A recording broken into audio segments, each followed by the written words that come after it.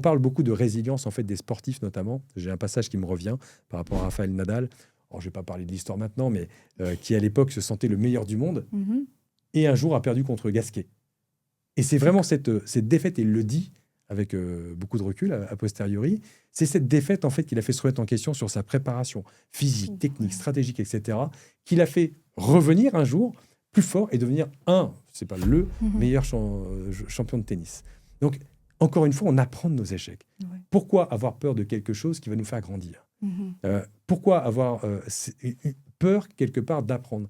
Tout ce qu'on a appris dans notre vie, alors je parlais de marcher par exemple, mais lorsqu'on a appris les mathématiques, lorsqu'on a appris une certaine activité sportive, on n'a pas réussi, Ouais.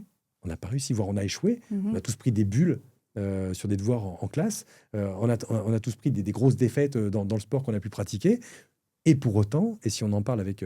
j'ai la chance moi, de côtoyer des champions du monde, Mhm. j'ai suivi dans ma carrière de préparateur mental des champions. Je pense qu'ils pourraient tous s'accorder effectivement à dire que c'est pas de perdre dont ils ont peur, c'est peut-être de ne pas gagner. Et c'est là où on se pose les bonnes questions. Mhm.